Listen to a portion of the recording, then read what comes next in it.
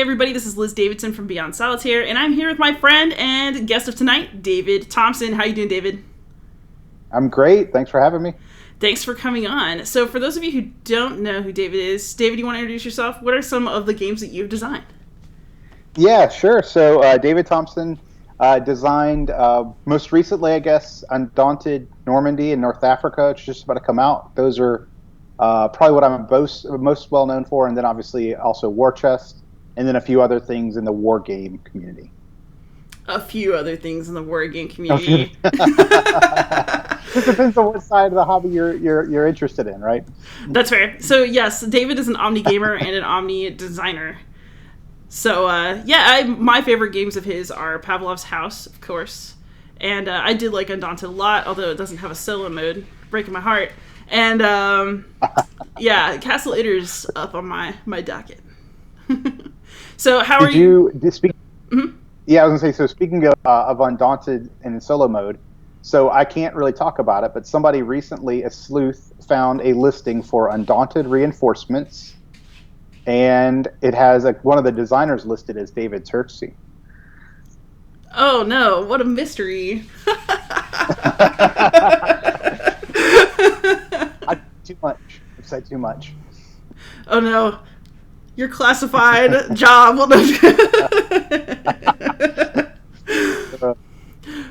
So how are you doing today? How's life in the bunker? Yeah, it's good. I'm, been losing my mind like everybody else, but I'm slowly starting to get back to work. The kids are, back. The family, not me, had gone on a brief vacation, so they're all back. So things are getting back to new normal, right? Trying to play as much as we can, play as much as D&D as we can during the summer. So that's our family pastime. Oh, that's so adorable. Yep. I did pick up Jaws of the Lion. I just got Jaws of the Lion thinking, like, oh, the kids will be interested in this. And I kind of showed it to them and told them about it, and they're like, we'd rather play D&D.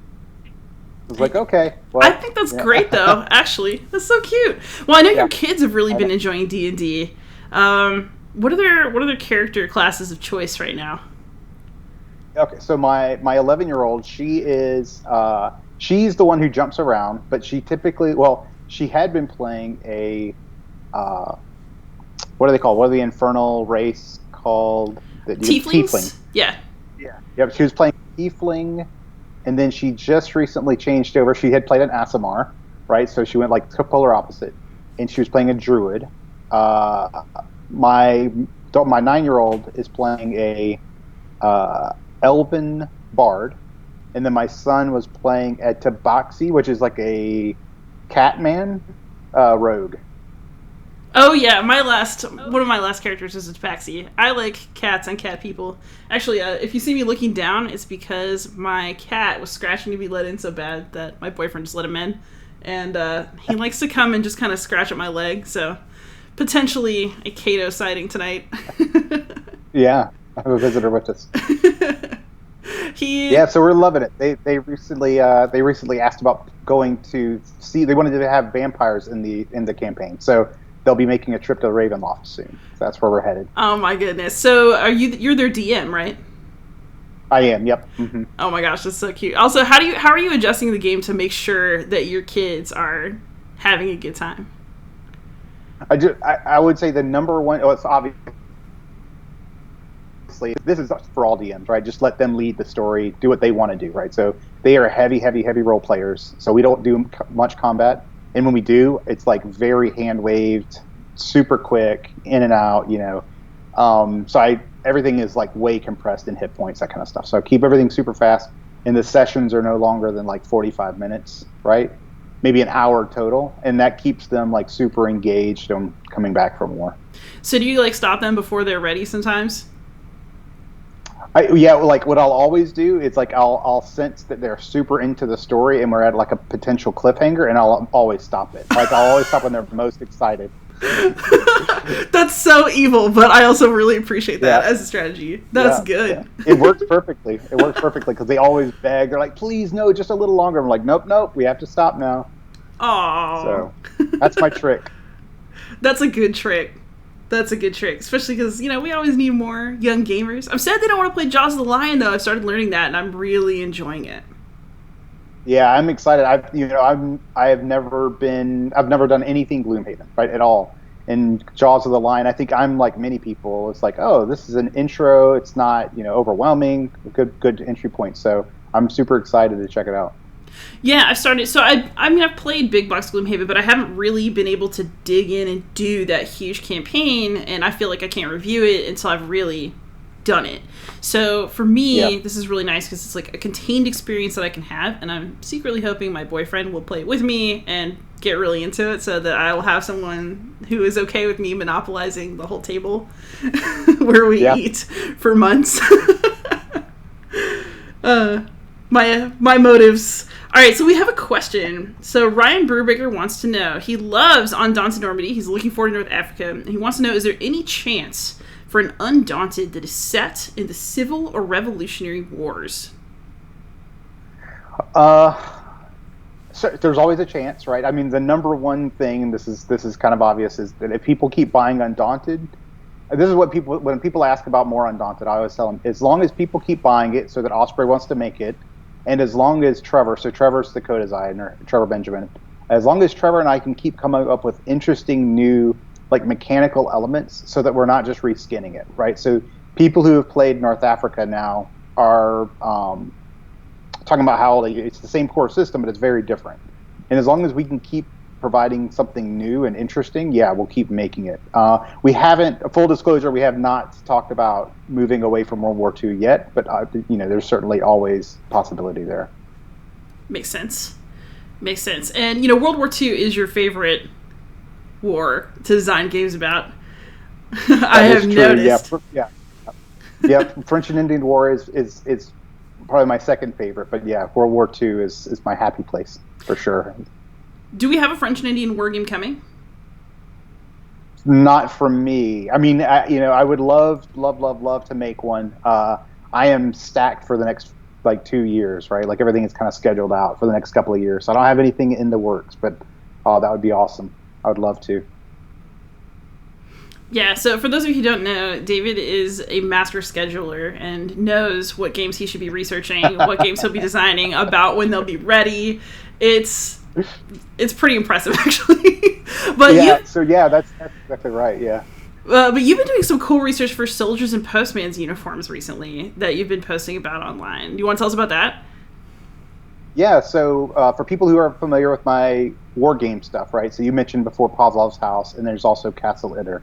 So that is a line of games with Danza Games, or BGG, where you take on the role of a defender in some sort of what we call, the valiant defense. So, so you're a very small scale. It's called skirmish or tactical, right? So every counter is like an individual guy, and you're defending some point. So Pavlov's House was the Battle of Stalingrad, and Castle Itter was this very end of World War II crazy battle that we can talk about if anybody's interested. But the next game in that series is called Soldiers and Postmen's Uniforms.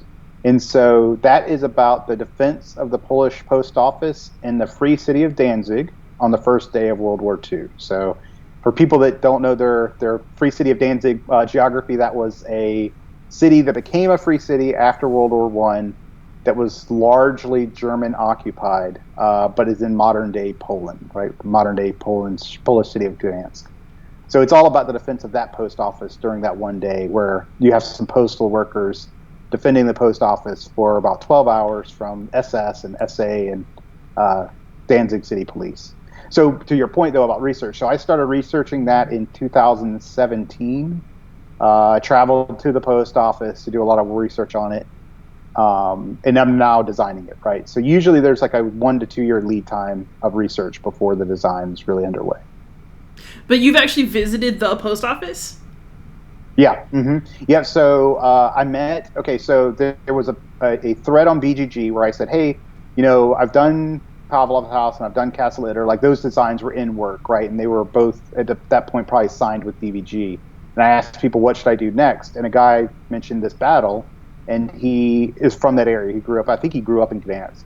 But he was living in Germany at the time, so we planned a rendezvous. So we met up in Gdansk, and my wife and I, we were living in England at the time, So it's one of the only, I think, two trips in 4 years we went on without the kids. So she went with me to Gdansk, which was awesome. It was like 3-day vacation from the kids. And it was one of our favorite places to visit, independent of the museum. But we went to the museum. She went and did her own thing for that day, and then I met Michael, and then he and I toured the post office, which is now a museum. It's just a tiny museum about that specific battle, which was great because it let me walk the grounds where the battle was and really get an understanding. Because again, it's skirmish level, so it's very, very, very tactical, right? So. So it was just an awesome opportunity to go where the battle is, in the game. I like that you also managed to make that double as a romantic trip with your wife. Good job. Always. She's super supportive. So yeah. That's so cool. So I actually used to work in a museum at the University of Chicago. It was like their Near Eastern History Museum, and James Henry Breasted was the founder. They had a quote from him, and it said something like, "Mummies were loaded directly into our bedrooms, but we paid them no mind." And underneath it said, "James Henry Breasted on his honeymoon." That was my favorite museum quote of all time. Oh, that is great. That is awesome. Oh, man. So, partners of history nerds, it can always get worse. All right, so we have a question. It is from Goofy Spielt. Can you both explain to me the fascination of war games? I do not mind fantasy war games, but reenacting real battles feels wrong to me, and victory might feel bittersweet, whoever won, especially for World War II. Yeah, do you want to go first, or you want me to? Oh, I'll let you collect your thoughts. I got you. All okay, right, so... perfect. Yes. So, what a good host you are. So for me, I think, and actually, I know that you'll talk more about this. This is why that World War II is about as recent as it gets for you in terms of designs that you're willing to create. For me, war games are interesting because of the historian in me. I am interested in them as ways of modeling history. I think that war games are ways of making statements about and teaching us ways that we should think about historical events. And so for me, I am very interested in them for their historical aspect, for the research behind them. And I can see how it would be very uncomfortable for some people to reenact historical battles. And I think that if that's you, that's okay. You don't have to play games that aren't fun for you or that make you uncomfortable. For me, I think that the emotional weight is something that I actually appreciate about those games. And it really gives me a different experience of gaming, because, it has more of an emotional impact on me when I play. So I really care about the outcomes of war games, maybe in ways that I don't when I'm playing a fantasy game. And, I think that those tougher topics and the statements that they can make about history, for me, that's where games really approach art and where they, get me intellectually really fired up. So that's the appeal for me. Yeah, no, that's well said. I basically agree with everything you just said. I mean, I'll kind of tangent, I guess, a little bit on very much in line. I will say that, okay, so for people who don't know about your podcast, right? Yes, I do have a podcast. Your podcast, Beyond Solitaire, right? Mm-hmm. So, or Beyond the Game, right? Is the podcast? Actually, name. I ended up just calling it Beyond Solitaire because of brand consistency. So yeah, if you look for Beyond Solitaire, that's my channel. It's also a podcast. So in today's episode of Beyond Solitaire, you were talking to your former history teacher, and he said something that is 100% aligned with what I think. And what he said was that, because you asked about solo play, right? Does he play solitaire games? And he's almost exactly like me. I don't really play solitaire games except for war games. And when I play a war game solitaire, I don't really play it solitaire. What I'll do is I'll take out the game, I'll spread everything out. I love historical booklets or companion guides or designer notes or whatever. So I'll read that first. I'll spread the game out. I'll put all the counters out. I'll study the game and maybe not even play it, right? I might push some counters around until I kind of understand what's going on, like historically with the counters. And so there are some war games that are like, here's some counters of some units that were in the game, put them wherever you want. And that's really like, that sucks. I want you to tell me where to put them, where they were historically, right? And that's essentially what your old high school AP history teacher said the same thing, right? Like he gets it out and he wants to study the game. And there's a good friend of mine, Mark Johnson, who has a podcast called Wargames to Go, and he's the exact same way, right? He doesn't play solitaire regular games, but he does play war games. And it's exactly what you said, right? Like I'm really interested in the history, clearly, because when I'm doing war games, it takes me a year to do the history before I even get started with the design. I want to know about the history. I want to learn about it. And I think a game is an extremely interesting way to learn that history, right? Like I learn way more looking at a map on a board game than I do reading a book. And I mean, it helps you, the kind of war games I like, the very personal ones, it helps you really understand the personal stakes. So like in Soldiers and Postmen's Uniforms, a lot of people are going to hate this because it's painful. So it's all postmen, right? But there's a custodian and his wife and his daughter. And at the end of the actual battle, the way that the defenders actually lose the battle is that the SS set the building on fire, right? And so the custodian, his wife and daughter they were burned alive, right? So, I mean, potentially in the game, you can have counters like that who die, and that sucks, right? Like that really resonates personally. And I think it's important that not people that don't want to know, just like you said, if you don't want to know that, if you don't want to live that, absolutely don't live it. But I think it can be impactful. Yeah, and so actually, this is really interesting. We could not have brought up my podcast at a better time, because Garrett Bollig wants to know, we've been seeing the question around for a while, can games have a bigger role in education? But I think a better question is, can games have a bigger role in government? Oh my god. What a good question. Wow. Oh my goodness. What a softball pitch. So, Garrett, I'm so glad you asked this question. So, I'll let David talk about it because he works for the government. But I actually just did an interview last week for my podcast, Beyond Solitaire, everyone. Oh, no. That actually was with a student in security studies at Georgetown who is on her way to becoming a professional war gamer. And so, her actual mission in life is learning how to create really advanced simulations for government workers, for the military. Basically, you can be contracted to do work like that. And so it plays both an educational and a governmental role in terms of training officers. Yeah, 100%. And you're, again, harkening back to your interview you had with your former teacher. He uses coin games to assist in Model UN like instruction, right? Like, yeah, you mean that's straight direct game to government sort of stuff there, right? At the educational level.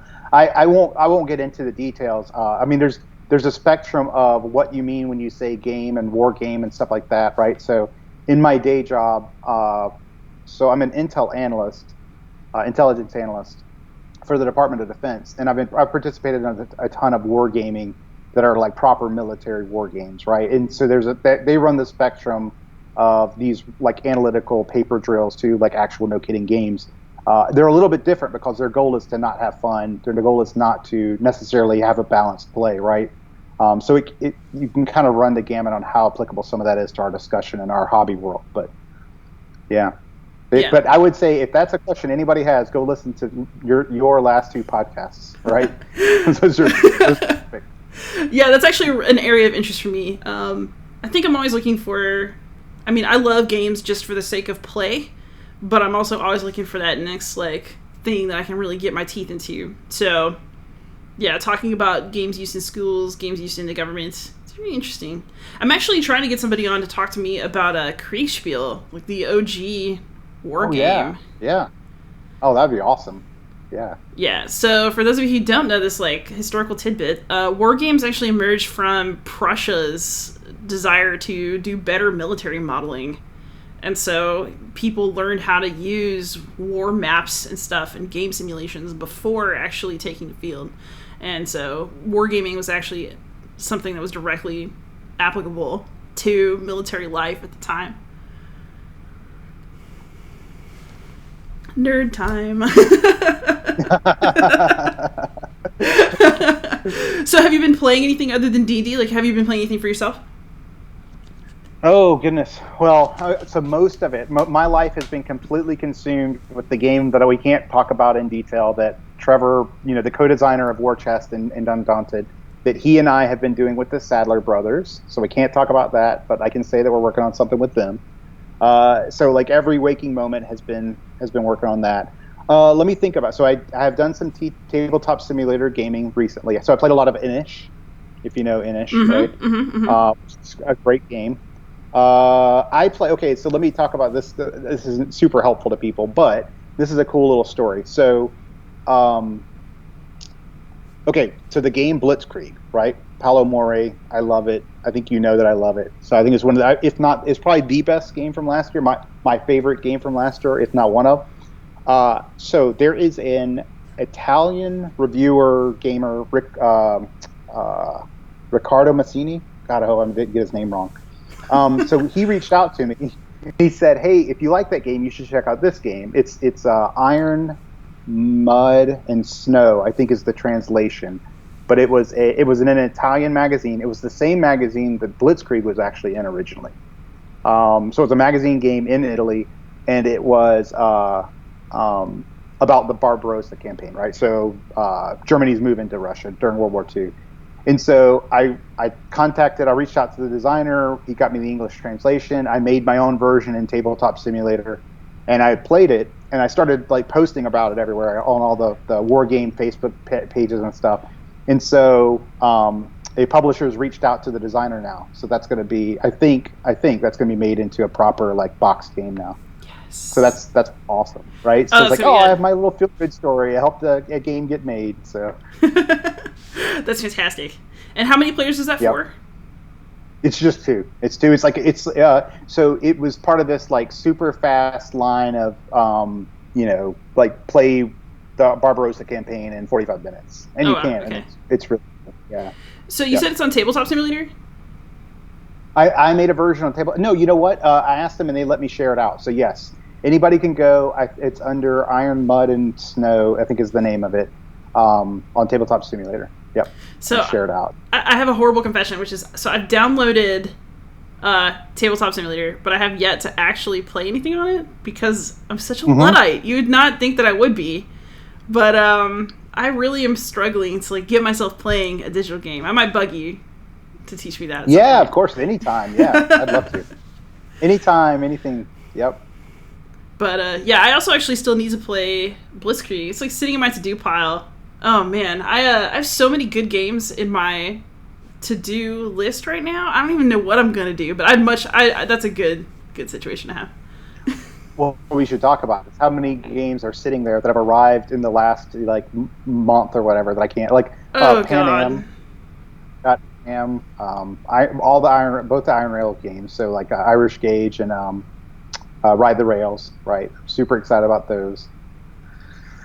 It's stacking up. Oh yeah. So I finally got my own copy of Pandemic: Fall of Rome, so I can learn the solo mode. Yeah. Let's see. I need to do Fiends and Familiars. I'm so excited about that. So the role player expansion. Hostage Negotiator career is here, and I really need to go start my career as a hostage negotiator really bad, and then maybe have like 3 more careers. Jaws the Lion is here. I've actually started working on finally like an actual review of Eon's End, which is one of my favorite games. It's just there's so much. I've been trying to figure out how to break it down. I'm just treating myself to all kinds of goodness. All right, let's see. We have some questions. All right, somebody, I don't know exactly what this question means, but we'll make up an answer for you. So Fred Perry wants to know, Hey David, how about a war game with miniatures? I guess it's, do you like them? Do you have any suggestions for one? Like an would you add them? War game. Yeah. So you know what? So for clarification, he said the first thing he did for Castle Eater was bling it out with a mini tank and army men. So I guess this is like, do you bling out war games with miniatures? Yeah. That's a great question. You know what? That's a really good segue because you know what's shipping right now is my game For What Remains, right?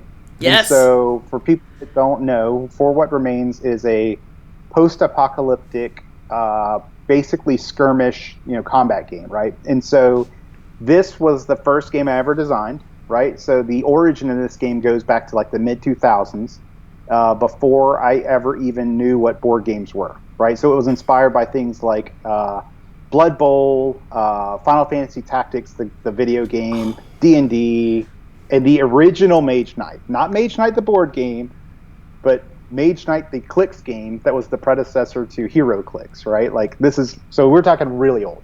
So I always, at the time, right, mid 2000s, I was like, man, I want a game that's kind of like all this stuff together. And so at the time, there really weren't these 4,000 board game, miniature game, hybrid mashup things that exist now. And so that's what I made. I made my own game, but I didn't really know what I was doing. And so fast forward 10, 15 years, right? I dusted it off, and I was like, I'm going to modernize it with some war game concepts, right? So for people who are watching that aren't a war gamer, they might not know what these terms are, but like there's counters that you stack for characters, so you're counter stacking. There's step loss for guys. It's a chit pull based system. So it's sort of this weird world mashup of a game that was originally envisioned as a minis game, and that's why I'm coming back to it, because it was originally designed to be a minis game. There was a board game mashup that now has got like war game influences. So absolutely. It's kind of like a, dream. I don't know what the right word is. Goal of mine to design like a minis combat game. Ew. So I can't go into any more detail than that, but something's in the work now that will be a minis game that I'm working on. My instincts, I'm making some synaptic connections based on other things you said in this conversation. Guys, it's like a Sherlock Holmes mystery. We can guess what David is up to right now. David say he's working, but makes a lot of minis games. Oh, man. There's another question here. Just kind of popping through. We got a good chat tonight. Lots of good questions. So Nick Wagner, by the way, I'm going to download this immediately if it's an ebook, recommends A Game of Birds and Wolves, The Ingenious Young Women, whose secret board game helped win World War II. Yeah, I'm going to read that. Yeah. I'm just putting that up because I'm going to read it. Everyone should read that. I think he can correct me if I'm wrong. I'm pretty sure that's about the women who studied the movement of the way in which the German U-boats were attacking Allied shipping lanes, and they analyzed it, detected like the tactics, and developed the counter tactics that led to that. He can correct me if I'm wrong, but I'm pretty sure that's what the book's about. Nice. And so they war game that out. Yeah. All right, this is a hilarious question to me. Do you make yourself do chores before playing games, or do you let yourself play whenever you have the desire? Do I make myself do chores before playing? Basically, do you delay your fun time, or do you say you'll wash the dishes later? Oh, man. I make the kids do all the chores. I don't know. That is the most compelling argument for having children that I have heard yet. You know, okay, I'm going to tell you. So I'll answer the question first. Like, no, I don't, because here's the deal. 99% of my game associated time is designing, right? So it's like so when I do get time to play, it's whatever I can do to play. But this is funny. So my girls are really into The Sims, right? They love playing The Sims. And I just let them put Sims on our Xbox because we don't use the Xbox for anything else. And so they want these like add-on packs, and I despise add-on stuff. But I said they can have like Sims dollars if they earn them through chores. So they don't get an allowance, but they can earn them through chores. And so the last 2 days have been their most productive 2 days of their lives. Like, they have just been angels doing everything and anything you could possibly imagine to earn Sims bucks so they can get Sims expansions. That's genius. I love it so much. So I actually made myself do chores today and didn't get any gaming in, and I regret it. So I need to make a different decision tomorrow. That's right. Let's learn. Don't do play your games first. Instant gratification. So for me, I was on like a little mini vacation last week. I made myself not play games and relax because I do this periodically to avoid burnout. So, but it was also nice because I was out of town. I went to this thing called The Getaway. It's these little tiny cabins in the mountains of Georgia where you don't see anyone and there's no internet. So it was like very socially distanced as a trip. And so my boyfriend and I just like went to the mountains and didn't talk to anybody for a couple days. It was wonderful. And so now it's like, I'm back and I'm trying to get in everything, but, it's like, oh, Lord, I have to go grocery shopping. I have to do dishes. I have to make sure the laundry is folded. This sucks. So tomorrow is going to be all games all day. I was responsible today, but I've bought some irresponsibility for tomorrow. I actually can't procrastinate, though. I don't know if you're like this, but I actually really will like do things that I have to do, and then I'll be like, I can do whatever I want and reward myself with stuff later. It's definitely I'm pretty good. I usually am very like scheduled, right? Like make sure I'm ahead of schedule and all that stuff. So I'm usually a good boy. Yeah, even when I was a student, you would never catch me writing a paper the night before or any of that. I was just too fanatically worried about missing deadlines, messing up, not having enough time. Not me. Let's see. Have you played Monumental? Has either of us played Monumental yet? So what are our thoughts on the minis? I have not played Monumental. I have no clue. Speaking from complete ignorance. This is a really bad question, and let me tell you why. So, when I lived, everything has a story with me, right? So when I lived in the UK, I lived in the UK from 2014 to 2018. And when I lived there, so I moved there, and within, even before I moved there, I realized that there was a design playtest meetup group in Cambridge. And so I made contact with them, so I knew I was going to go there. I think literally within a week or two of moving there, I had gone to my first meetup. And that's where I met the co-designer that I work with now, and I also met a different guy who I designed a couple of games with, Armageddon, which is like a post-apocalyptic Euro with Queen, and Europe Divided, which is a game that came out with Phalanx. It's coming out now.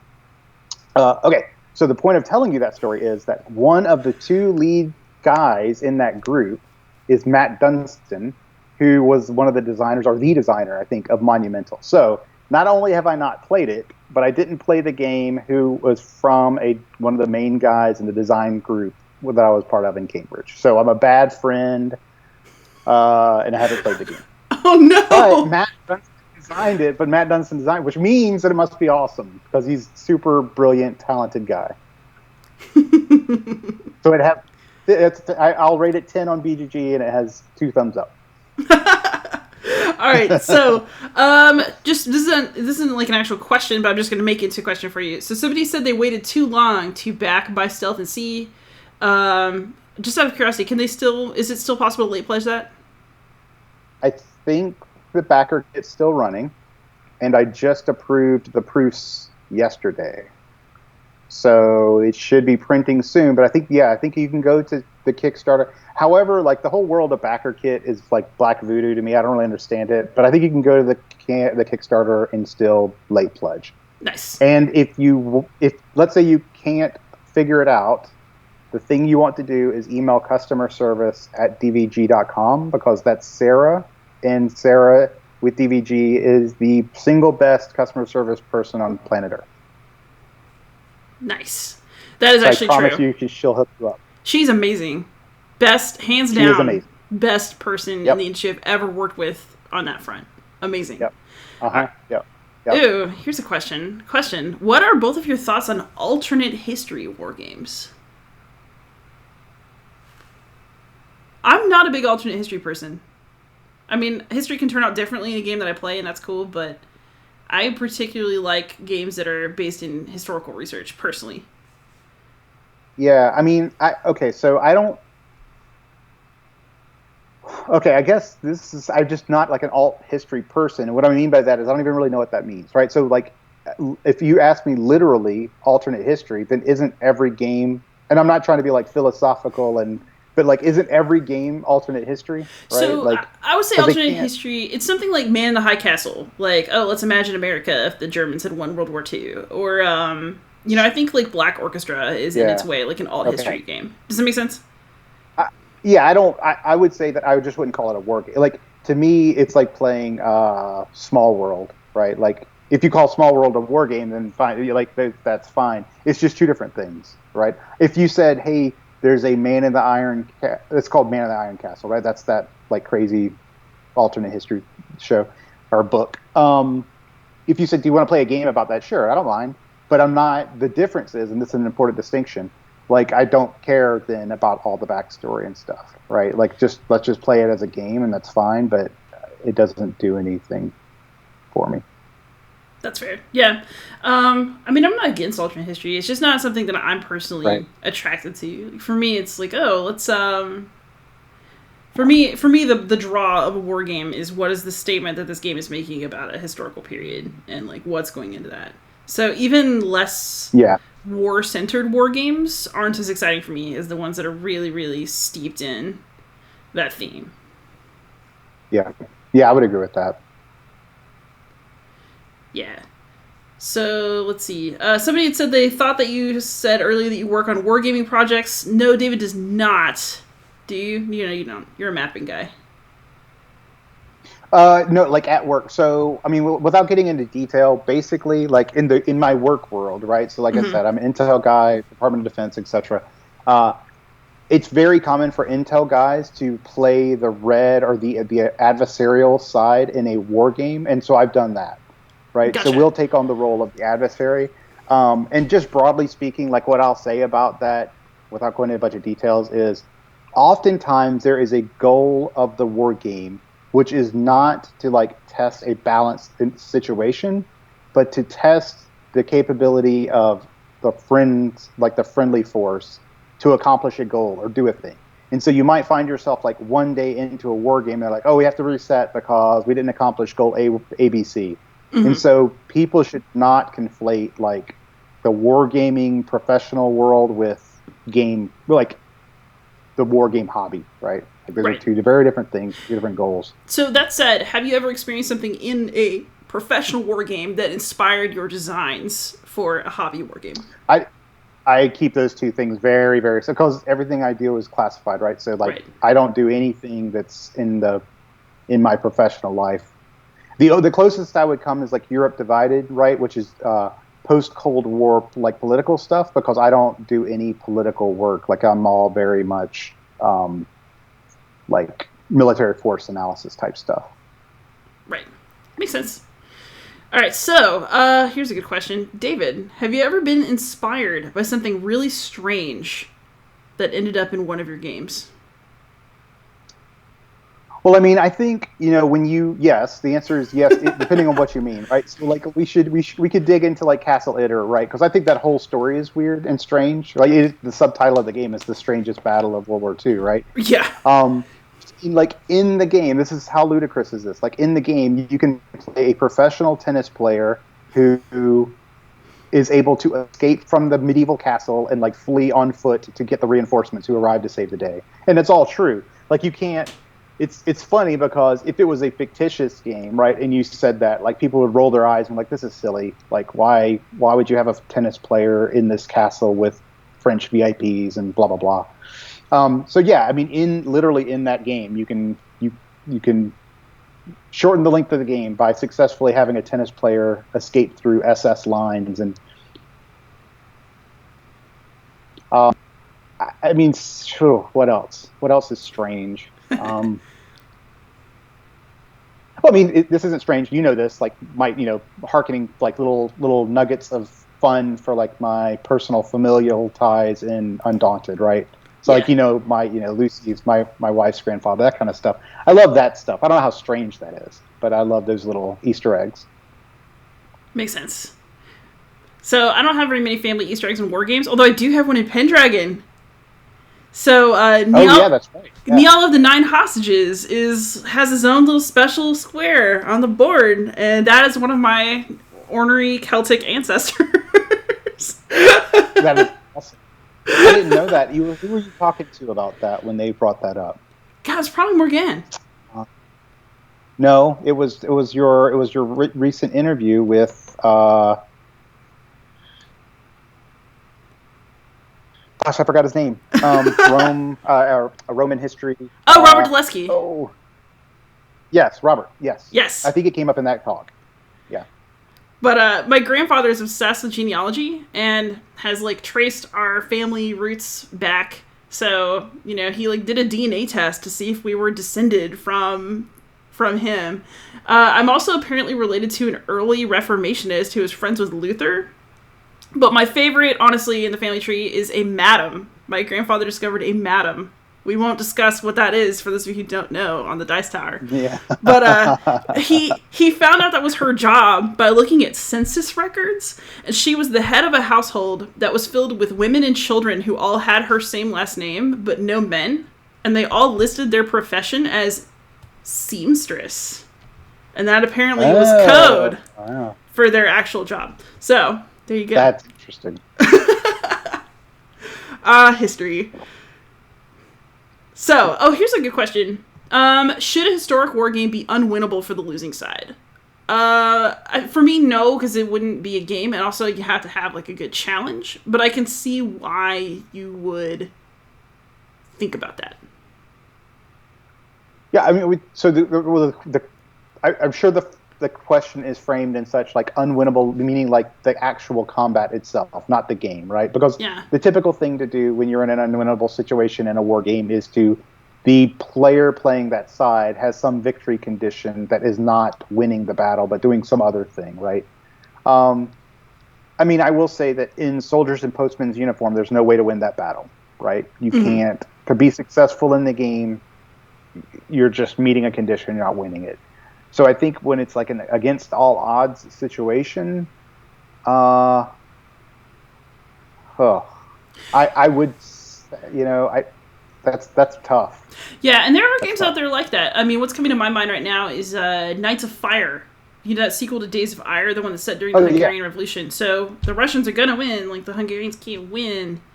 So the victory condition of the game becomes trying to lose as loudly and successfully as possible so that the world takes notice of the inhumane things that Russia is doing in the country. So, I mean, I guess you just change the victory condition to reflect historical circumstances, and then you can still come up with a workable game that way. Yeah, that's my approach, right? Like, I think that they made, because I think that's Days of Ire or Knights of Fire? Which one? Knights of Fire is the one that you can't win. Yeah, Days of Ire is the one that's got that more pandemic vibe where you're just trying to like... Right. Yeah. So that's Knights of Fire. So that's David Turtsey and Brian Train, I think. Yeah. But I totally agree, right? Like I think they did the right choice, and that's the same choice I would have made. Like, give them a different win condition, but don't let them win a battle that they could have never won. Like, that's kind of... Right.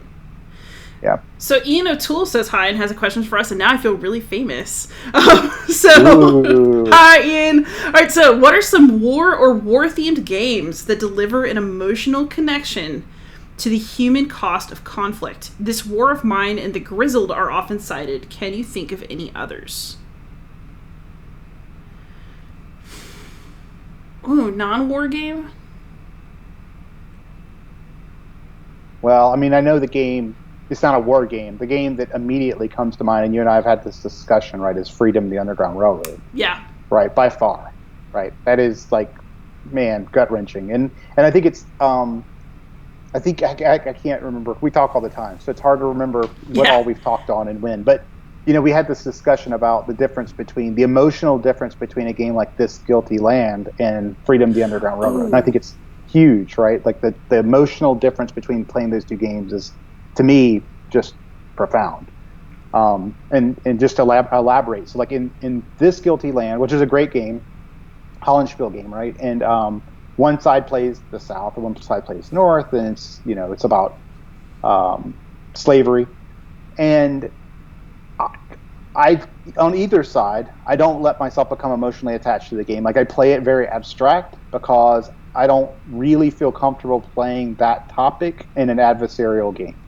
Like, I kind of didn't even really enjoy it, right? So, but the difference is in Freedom, you're all playing together, you're experiencing it together, and you make absolutely painstaking, grueling choices, especially as the game wears on, right? And there's a period in the game where you start to make choices about, well, if we move these, if we get these slaves to Canada, they're free and we win the game.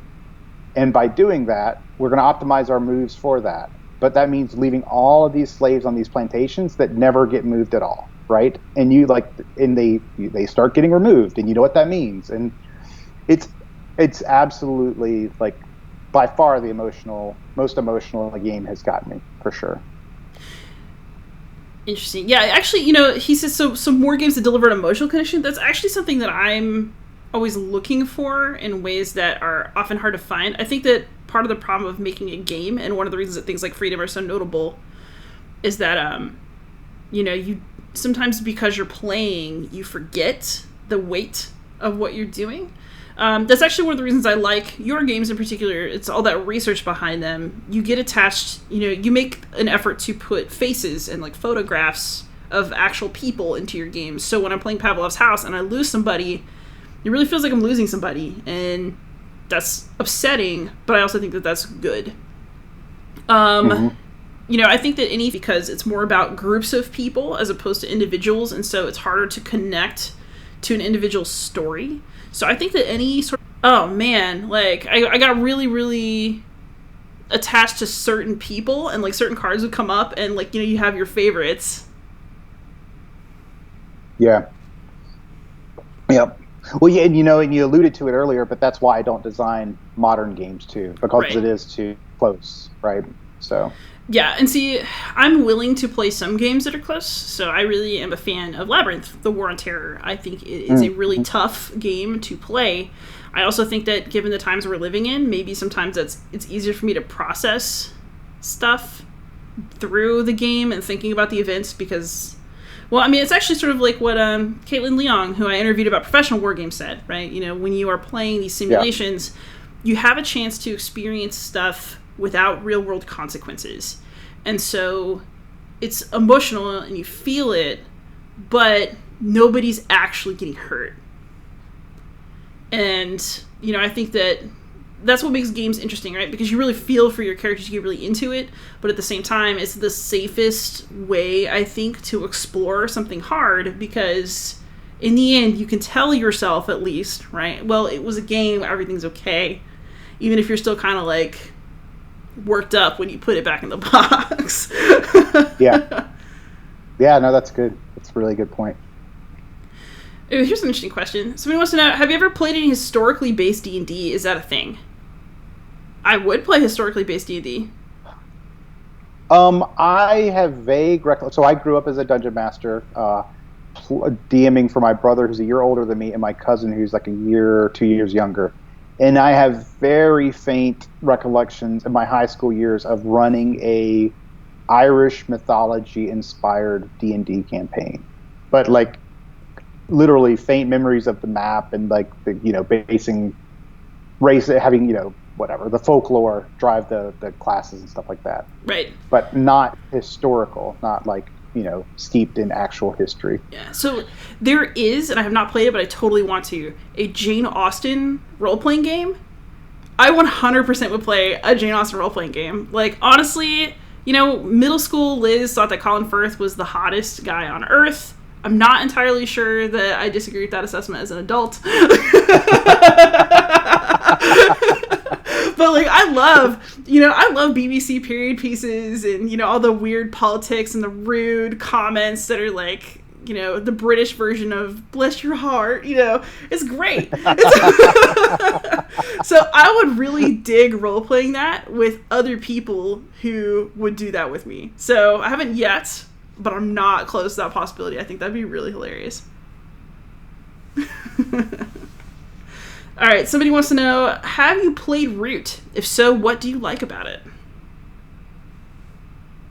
You want to go first or you want to? I've played Root a couple times. I actually really still need to dig into the solo bots. My to-do pile, it is big. I need to just like not work and play games for a living.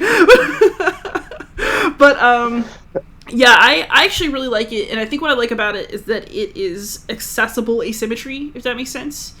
People are attracted to the art. People, want to give it a try.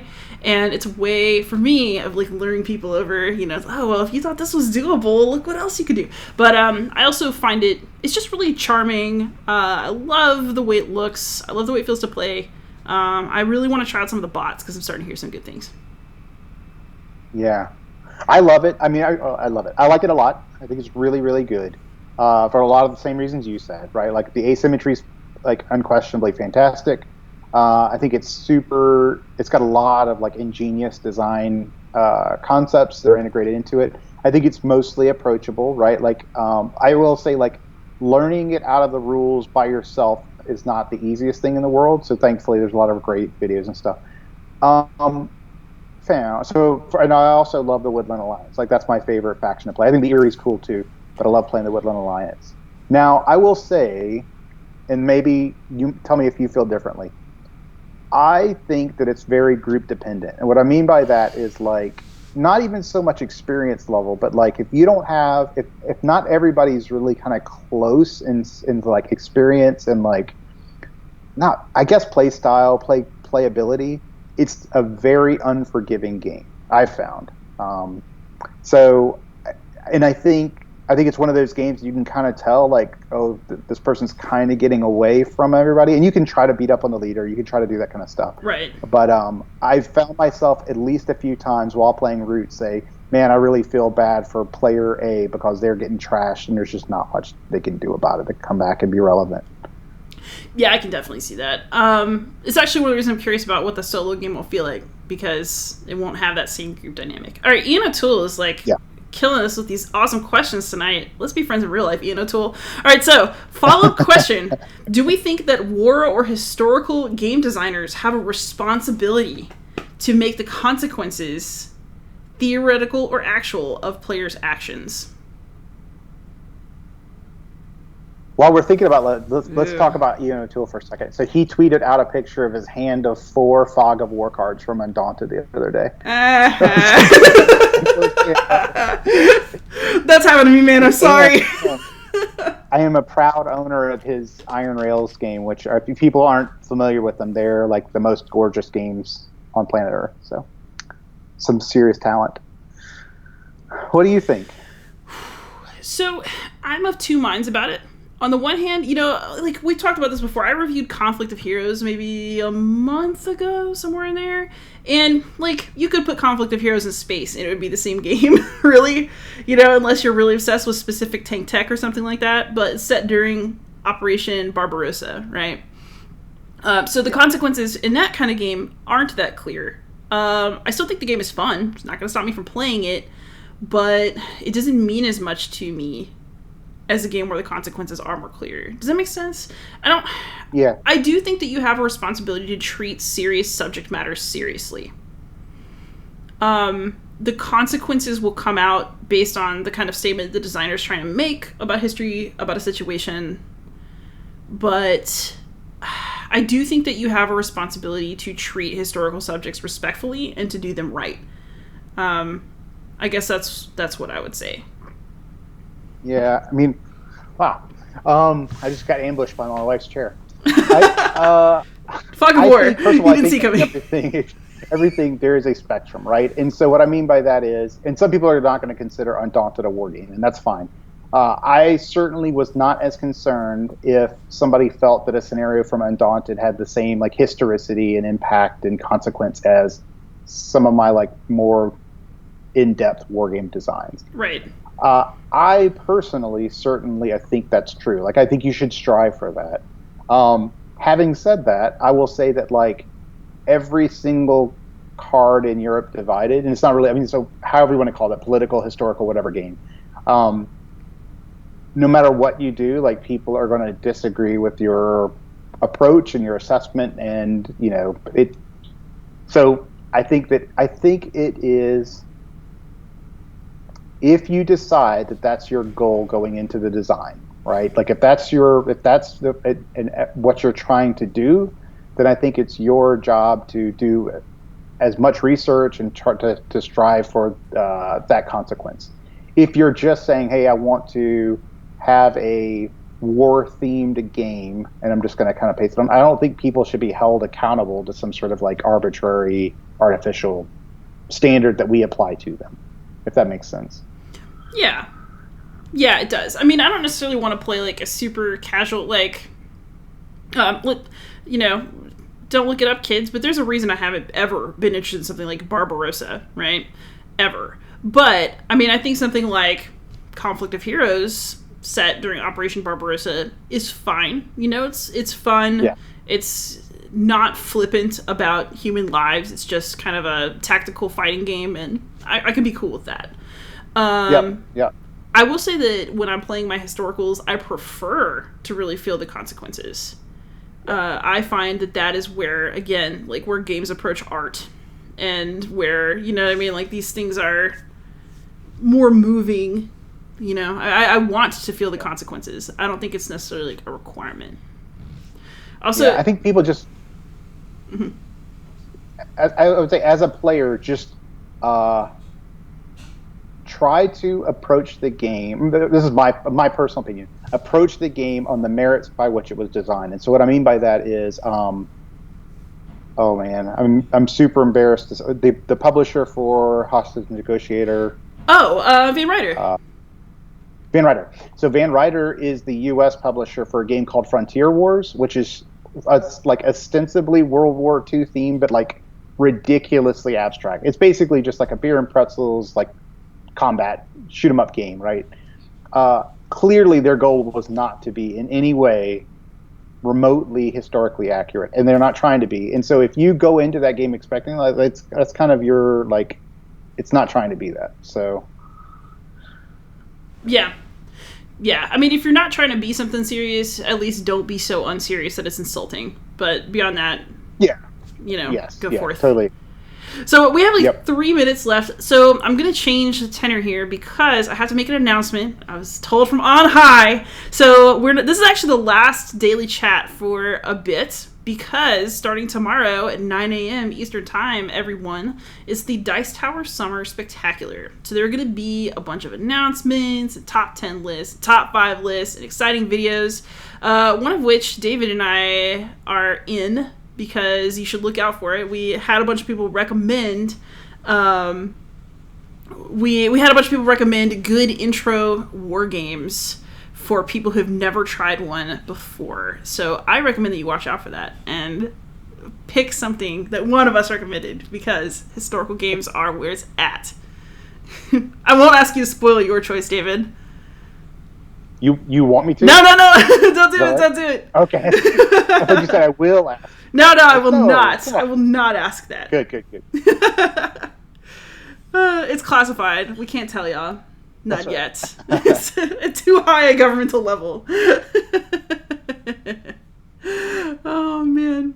So, I made my announcement. We do have a couple minutes left. So, Ian has followed up with us. So, he says that he finds that wargames focus a little too tightly on the moment in question and miss out on the motivation and consequences of events portrayed. Yeah, I mean, that's tough, right? Because getting at things like intent and motivation and stuff is very, very difficult. And I would agree. I don't think war games do necessarily a great job. I think maybe look at something more like a coin game or something to try to get into the mind of the motivation of the factions involved or whatever. Yeah. Makes sense. That's a really... Yeah, it's...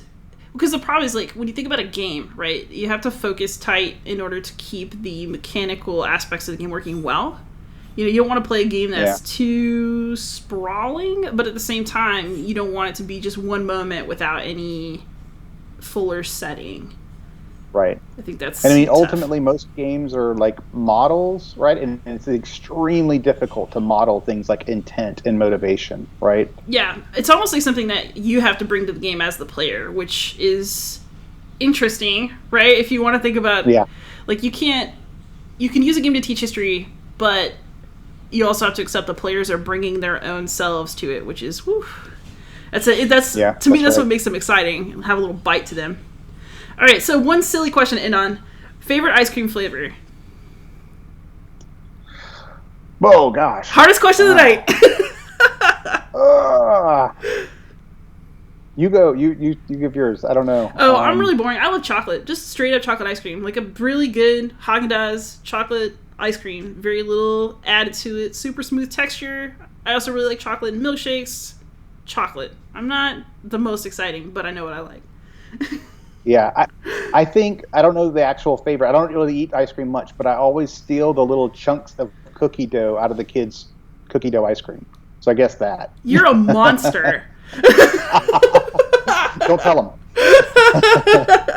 All right, so that is our time for the night. I'm going to close it out, but come see the Dice Tower Summer Spectacular all the rest of this week, everybody. Have a great night. Thank you so much for being with us tonight, and thank you, David, for coming on.